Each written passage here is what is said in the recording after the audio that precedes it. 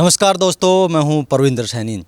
दोस्तों, आज हम बात करेंगे हिसार यूनिवर्सिटी को लेकर, यानी कि HA यूनिवर्सिटी कृषि विश्वविद्यालय को लेकर, जहां पर विवाद जो है वो लगभग अपने चरम पर पहुंचा हुआ है। कुछ दिन पहले एक वीडियो वायरल हुआ था जिसमें एक असिस्टेंट प्रोफेसर और वहां के जो कर्मचारी हैं उन्होंने छात्रों पर हमला किया था। दरअसल वहाँ के छात्र फीस बढ़ोतरी और जिस तरीके से सीटों में कटौती की गई थी उसको लेकर धरना प्रदर्शन कर रहे थे। इसी को लेकर वहाँ के जो स्टाफ था उन्होंने छात्रों पर हमला कर दिया। उसका वीडियो वायरल हुआ और हंगामा मच गया। छात्र लगातार अपनी मांगों को लेकर वहाँ पर धरना प्रदर्शन कर रहे हैं और इस धरना प्रदर्शन को अब अनेक राजनेताओं का साथ मिल रहा है। 8 लोगों पर FIR दर्ज हुई है, जिसमें कुछ के खिलाफ अब कार्रवाई भी हुई है। और इसी विषय पर चर्चा करने के लिए हमारे साथ राजनीतिक मामलों के जानकार वीरेंद्र राठी हमारे साथ मौजूद हैं। राठी साहब, आपका कार्यक्रम में स्वागत है। आपका बहुत बहुत धन्यवाद और सभी दर्शकों को मेरी तरफ से नमस्कार। राठी साहब, जिस तरीके से देखिए, पहले एक वीडियो वायरल हुआ, 8 लोगों के खिलाफ FIR हुई, 4 जो कर्मचारी थे उन्हें पहले निलंबित कर दिया गया। आज जो असिस्टेंट प्रोफेसर है उसको भी सस्पेंड कर दिया गया। तो लगातार अब जो राजनेता दिग्विजय चौटाला हो या कांग्रेस के कई विधायक हों, सुरजेवाला हो, उन्होंने ट्वीट किया है। तमाम जो लोग हैं उनके ट्वीट आ रहे हैं या वहाँ पर पहुंचकर हमारा समर्थन दे रहे हैं। तो क्या अब ये मान लें कि जो कृषि विश्वविद्यालय है अब वो राजनीति का अखाड़ा बन गया है? दरअसल पहले सोचने की ये बात है कि ये नौबत आई क्यों। आरंभ में विद्यार्थी HAU हिसार, जिसका पूरा नाम चौधरी चरण सिंह हरियाणा कृषि विश्वविद्यालय है, वहाँ पे उन्होंने वाइस चांसलर से मिलकर के, अधिकारियों से मिलकर के अपनी मांगें रखी। उनमें प्रमुख मांगों में एक स्कॉलरशिप की मांग थी, एक सीट कटौती की मांग थी कि इनको बहाल किया जाए। और धीरे धीरे ये विवाद इतना बढ़ता चला गया। जब प्रदर्शन करने के लिए छात्र एकत्रित और संगठित होकर के वाइस चांसलर के कार्यालय की तरफ गए तो वाइस चांसलर के आदेश पर, क्योंकि विश्वविद्यालय का मुखिया जो होता है वो वाइस चांसलर होता है, वहाँ के जो सिक्योरिटी गार्ड थे उन्होंने छात्रों के ऊपर हमला किया। कई लोगों के सिर फूटे, यहाँ तक कि लड़कियों के साथ भी हाथापाई हुई, जिस प्रकार का दावा छात्र नेता कर रहे हैं। तो उस हिसाब से ये मामला तूल पकड़ता गया और आखिर में जब विद्यार्थियों ने देखा कि तुम्हारी बात को सुना नहीं जा रहा है, VC साहब तुम्हारी बात को कहीं तवज्जो नहीं दे रहे हैं, तो उन्होंने फिर एकत्रित और संगठित होकर के अपना धरना चालू करने का प्रयास किया। धरने में बता रहे हैं कि रात को स्टूडेंटों के ऊपर, विद्यार्थियों के ऊपर फिर से लाठीचार्ज हुआ, बच्चों के सिर फूटे हुए, अखबारों में फ़ोटो आई हुई हैं, वीडियोज़ आई हुई हैं सोशल मीडिया के ऊपर। तो सीधा मामला मुख्यमंत्री साहब से मैं तो अपील करना चाहूँगा, नायब सिंह सैनी जी से, कि अपनी नज़र रखें और इस मामले को सॉर्ट आउट करने का प्रयास करें और विद्यार्थियों की जो जायज़ मांगें रही हैं उन मांगों को मानने का काम करें VC साहब को कह के। क्योंकि छात्र राजनीति पिछले लंबे समय से हरियाणा प्रदेश के अंदर छात्र संघ के चुनाव नहीं हो रहे हैं। चौधरी बंसी लाल जी ने छात्र संघ के चुनाव के ऊपर प्रतिबंध लगाया था। ये 1997 के आसपास की घटना है। उसके बाद से किसी भी सरकार ने यहाँ छात्र संघ चुनाव को नहीं करवाया, ना पैरवी की। हालांकि कुछ राजनीतिक दलों के एजेंडे में और चुनावी घोषणा पत्र में ये वादा जरूर रहा, जिस प्रकार से JJP का गठन हुआ था तो दुष्यंत और दिग्विजय दोनों भाई कहा करते थे हम छात्र संघ के चुनाव कराएंगे, लेकिन वो नहीं करवा पाए। तो कहीं न कहीं छात्रों का जो नेतृत्व उभर करके छात्र संघ के चुनाव से आता था कि उसके ऊपर तो एक ग्रहण लगा ही है, एक ब्रेकर लगा ही है। लेकिन फिर भी अगर छात्रों के साथ अन्याय होता है तो ये मादा छात्रों के अंदर जरूर है। हरियाणा कृषि विश्वविद्यालय हिसार हिंदुस्तान का सबसे बड़ा कृषि विश्वविद्यालय है, जहाँ प्रतिभावान छात्र वहाँ पढ़ने के लिए जाते हैं। एग्रीकल्चर में साइंटिस्ट वहाँ से निकलते हैं। लेकिन उन छात्रों की मांगों का जिस प्रकार से अधिकारों का वहाँ शोषण हो रहा है, ये सरासर गलत है और हम इस घटना के ऊपर दुख प्रकट करते हैं और सरकार से और VC साहब से भी हम अनुरोध करते हैं कि उनकी जायज़ मांगों को, विद्यार्थी की मांगों को तुरंत माना जाए। राठी साहब, एक बात निकल कर सामने ये आ रही है, जिस तरीके छात्र लगातार आरोप लगा रहे हैं कि ये सारा मामला जो है कुलपति के कहने पर हुआ है, उनके कहने पर लाठीचार्ज हुआ है। और दूसरी तरफ है, अगर हम देखें तो दिग्विजय चौटाला ने साफ तौर से कहा कि राज्यपाल से मिलकर हम भी कुलपति के खिलाफ कार्रवाई की मांग करेंगे। तो क्या हम ये मान लें कि कुलपति तानाशाह हो गए हैं या उनके खिलाफ कड़ा एक्शन होना चाहिए? बिल्कुल कड़ा एक्शन होना चाहिए कि देश का भविष्य जो है वो छात्र और नौजवान है और सरकार की पैनी नज़र इसके ऊपर रहनी चाहिए। और नायब सिंह सैनी जी आरंभ में जब मुख्यमंत्री बने तो इस प्रकार की उम्मीद नहीं थी कि इनके शासनकाल में इस प्रकार का छात्रों के साथ दुर्व्यवहार होगा। अगर कहीं न कहीं वाइस चांसलर की गलती है तो तुरंत एक्शन लेकर के उन मांगों को मनवाया जाए, या वीसी साहब को अगर हटाने की नौबत आती है तो तुरंत हटा देना चाहिए। दूसरी तरफ आप रोहतक पीजीआई में देखेंगे तो वहाँ कुछ कर्मचारियों का आंदोलन चला हुआ है। विपक्ष के 4 बड़े नेता रोहतक जिले के आज वहाँ थे, जिसमें बीबी बत्रा जी विधायक थे, बलराम दांगी जी विधायक थे, शकुंतला खटक थी, और स्वयं जो है दीपेंद्र हुड्डा जी जो रोहतक से सांसद हैं वो आज उनके बीच में थे।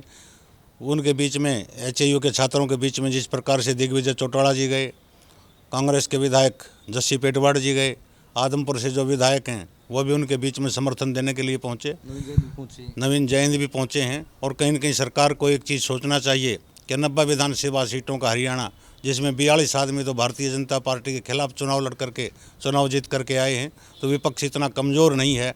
ऐसा ना हो कि विपक्ष को या जनता को या विद्यार्थियों को कोई और कठोर कदम उठाना पड़े। उससे समय रहते इस स्थिति को सरकार को संभालना चाहिए, और उम्मीद रखता हूं कि सरकार इसके ऊपर ज़रूर छात्रों के बीच में और यूनिवर्सिटी के जो कर्मचारी हैं, उन अधिकारी जो हैं, उनके बीच में सुलह करवाने का काम करेगी और विद्यार्थियों की जायज़ मांगों को माना जाएगा।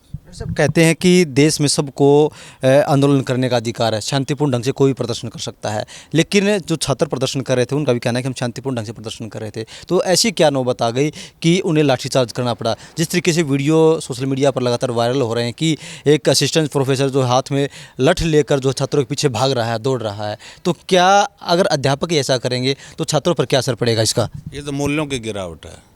जब एक विद्यार्थी मांग कर रहे हैं, किससे मांग करेंगे? जिस कैंपस में वो रह रहे हैं, और उस कैंपस के जो अधिकारी हैं, सबसे बड़े अधिकारी वहाँ के वाइस चांसलर में होते हैं।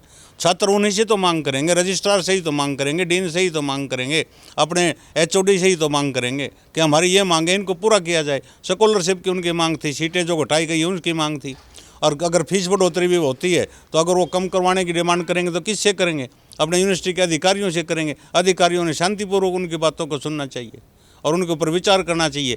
कहीं जब उनकी तरफ से नहीं उनकी मांगों को सुना गया तो उन्होंने धरना देने के लिए विवश होना पड़ा, और धरने में कोई ऐसी उत्तेजक भाषा उनकी नहीं है विद्यार्थियों की, कोई उनके हाथ में लाठी डंडे नहीं हैं, कोई और ज़्यादा चिल्ला चपट नहीं है। लेकिन जिस प्रकार से लाठी का चार्ज उनके ऊपर किया गया है और बेगुनाह विद्यार्थियों के सिरों पे चोटें आई हैं, वो भी किसी के बेटे हैं, किसी के भाई हैं, देश का भविष्य हैं, नौजवान हैं, और भविष्य के कृषि वैज्ञानिक वो हिंदुस्तान के बनने वाले बच्चे हैं, कोई वैसे बच्चे नहीं हैं। तो थोड़ा सा सरकार ने नर्म रुख अपनाना चाहिए। सब एक लंबे समय से जो पीछे आपने जिक्र भी किया था इस वीडियो में कि एक पीछे लंबे समय से जो है मांग की जा रही है कि छात्र संघ के चुनाव बहाल किए जाएं। दुष्यंत चौटाला हो या दिग्विजय चौटाला हो, इन्होंने पुरजोर कोशिश की थी, अपने घोषणा पत्र में भी इसको शामिल किया था, हालांकि वो सत्ता में रहे फिर भी पूरा नहीं कर पाए।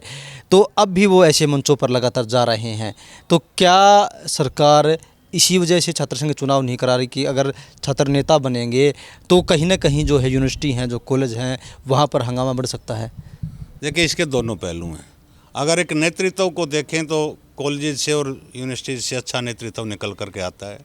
संघर्ष करके जो आदमी विद्यार्थी जीवन में प्रधान बनता है या उप प्रधान बनता है, सेक्रेटरी बनता है, और आगे चल करके जो जनता की जब वहाँ छात्रों की आवाज़ उठाता तो भविष्य में जनता की आवाज़ भी उठाता है। लेकिन उस समय के दौर में और आज के दौर में बड़ा अंतर आ चुका है कि हरियाणा प्रदेश के अंदर चौधरी बंसीलाल जी ने इन चुनाव को, छात्र संघ चुनाव को बंद किया था, लेकिन दिल्ली यूनिवर्सिटी के अंदर तो हर साल चुनाव होते हैं। लेकिन अब डर ये रहता है कि छात्र कई धड़ों में बंट जाते हैं, 2-2, 3-3 धड़े विद्यार्थियों के हो जाएंगे कि कहीं ऐसा ना हो कि कोई हिंसात्मक गतिविधि वहाँ होने लग जाए, या एक दूसरे गुट के ऊपर कहीं हमला ना कर दे, एक दूसरे के प्रति ईर्ष्या भाव छात्रों के अंदर ना आए।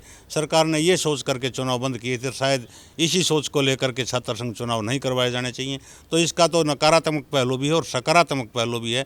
जिस प्रकार से सिस्टम चल रहा है ठीक है, लेकिन फिर भी अनेक मंच तो आज ऐसे हैं जब जायज़ मांग के लिए छात्र जिस प्रकार से आज इकट्ठा हुए हैं, तो ऐसे इकट्ठा होकर के अपनी जायज़ मांगों को तो मनवा ही सकते हैं। जिस तरीके से आपने कहा कि इसका एक अच्छा पहलू भी है और इसका एक गलत पहलू भी है। अगर हम दिल्ली की बात करते हैं तो वहाँ पर छात्र संघ के चुनाव होते हैं, और आपने भी देखा होगा पिछले कुछ समय से वहाँ पर ऐसे ऐसे नेता निकल कर सामने आए जिन्होंने पूर्व मुख्यमंत्री के खिलाफ चुनाव भी लड़ा है, जो देश की जो राजनीति है उस पर अपनी छाप छोड़ रहे हैं। तो क्या अगर छात्र संघ से हरियाणा से भी ऐसे नेता निकलेंगे तो क्या हरियाणा की जनता को इससे लाभ नहीं होगा? देखिए नेता तो निकलेंगे, इसमें तो मैं पहले भी कह चुका हूँ कि एक लीडरशिप तो पैदा होती है कॉलेज यूनिवर्सिटी में। जो छात्र राजनीति से जो लोग निकलेंगे वो देश का राजनीतिक रूप से एक अच्छे नेता के रूप में वो अपना नाम कमाने का प्रयास करेंगे। लेकिन पीछे जो नेता निकले थे कुछ, जैसा मैंने बताया कि एक दूसरे के गुट के प्रति ईर्षा भाव आ जाना। दिल्ली देश की राजधानी है, वहाँ सिक्योरिटी फीचर्स अलग हैं, यहाँ अपने स्टेट के अंदर अलग हैं। और आज के माहौल में और 20 साल पहले के हरियाणा में नहीं, देश के जो जनरेशन आई है उसमें भी बहुत अंतर है। तो इस चुनाव को तो ये सरकार का काम है कि उन्होंने फैसला चुनाव के हक़ में लेना है नहीं लेना है। हर सरकार चाहती है कि पिछले 20-25 साल से ये चीज़ बंद पड़ी है तो इसको ऐसे ही रखा जाए। 27-28 साल हो गए प्रदेश में चुनाव नहीं हुए, विद्यार्थी छात्र संघ चुनाव। और अनेक पार्टियां तो चाहती हैं कि छात्रों के ऊपर किस प्रकार से उनके बीच में घुसा जाए। अगर चुनाव होगा तो जो प्रधान बनेगा वो दिलाने के लिए तुम्हें बुलाएंगे, वोट मांगने के लिए तुम्हें बुलाएंगे, एक बड़ा संगठन उनको मिल जाएगा। तो हर राजनीतिक दल तो ये चाह रहा है, लेकिन वो इसको लागू करने में कहीं कहीं असमर्थता दिखा रहे हैं। उसका प्रमुख कारण मैं यही मानता हूँ कि छात्रों के बीच में कहीं आपसी तनाव ना हो, और इसलिए सरकार जो है ये चुनाव कराने का फैसला नहीं ले रही है। हालांकि एक बार पीछे लिया था मनोहर लाल खट्टर जी की सरकार ने, तकरीबन कॉलेजेस के अंदर सर्वसम्मति से प्रधान चुने गए थे और तकरीबन कई लड़कियां भी चुनी गई थी। लेकिन वो चुनाव इतना शांतिपूर्ण रहा था, लेकिन उसके बाद से आगे से फिर वो प्रक्रिया नहीं चल पाई। चलिए दोस्तों, कहीं ना कहीं हिसार यूनिवर्सिटी में जो कुछ भी हो रहा है उस पर सबकी नज़र बनी हुई है, क्योंकि जिस तरीके से निर्दोष छात्रों पर हमला किया गया, कुछ के सिर फोड़े गए, लगातार उनके वीडियो भी सामने आए। अब कार्रवाई जो है वो भी हो रही है, लेकिन छात्रों का ये कहना है कि सख्त कार्रवाई होनी चाहिए और जो भी दोषी लोग हैं उनमें से कोई भी बख्शा नहीं जाना चाहिए। उम्मीद हम भी यही कर रहे हैं कि नायब सिंह सैनी सरकार जो है वो भी दोषियों के खिलाफ कड़ी कार्रवाई करेगी। रेड्डी साहब, हमसे चर्चा करने के लिए आपका बहुत बहुत धन्यवाद। बहुत बहुत शुक्रिया।